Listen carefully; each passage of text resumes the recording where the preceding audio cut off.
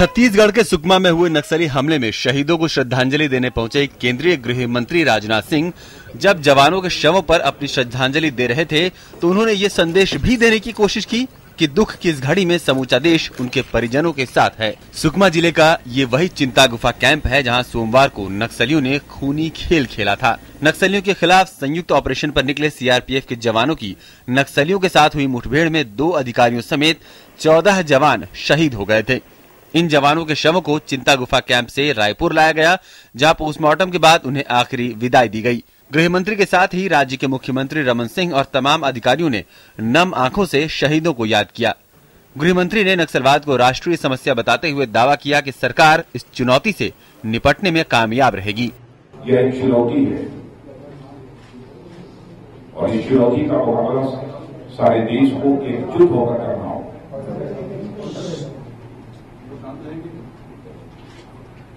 हम रुकेंगे नहीं,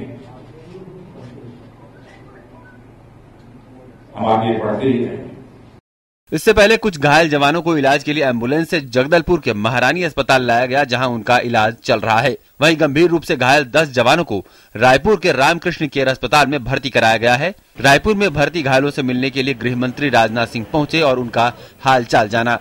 गृह मंत्री ने हमले में शहीद जवानों के परिजनों को 38 लाख रुपए और घायल जवानों को 65,000 रुपए की आर्थिक सहायता देने की घोषणा की। राजनाथ सिंह ने रायपुर में आला अधिकारियों के साथ बैठक करके हालात का जायजा भी लिया। बताया जा रहा है कि नक्सलियों का हमला उनकी सोची समझी रणनीति का हिस्सा था। मामले की शुरुआती जांच में पुलिस को जानकारी मिली है कि स्थानीय नक्सली नेताओं ने हमले को अंजाम दिया है। बताया जा रहा है कि 21 नवंबर को पुलिस और नक्सलियों की मुठभेड़ का बदला लेने के लिए इस वारदात को अंजाम दिया गया। नक्सलियों के बटालियन कंपनी इंचार्ज सीटू का हमले में हाथ बताया जा रहा है। कहा यह भी जा रहा है कि वारदात की रणनीति सीटू और नक्सली नेताओं ने बनाई, जिसे 75 हथियारबंद नक्सलियों ने अंजाम दिया। हमले में शहीद 14 जवान 9 राज्यों के रहने वाले थे। उनके घरों में मातम फैला है।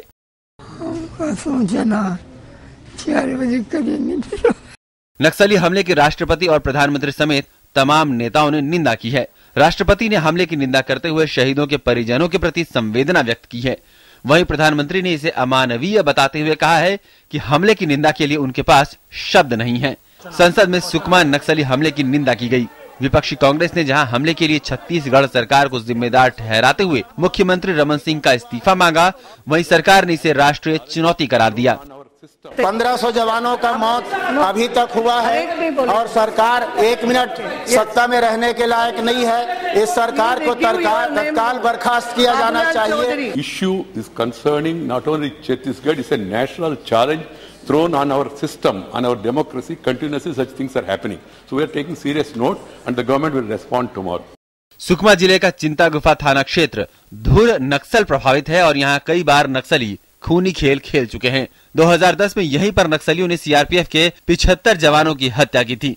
वैसे इस साल राज्य में नक्सली हमलों में कमी आई है, लेकिन इस साल 3 बड़े हमले छत्तीसगढ़ में हुए हैं।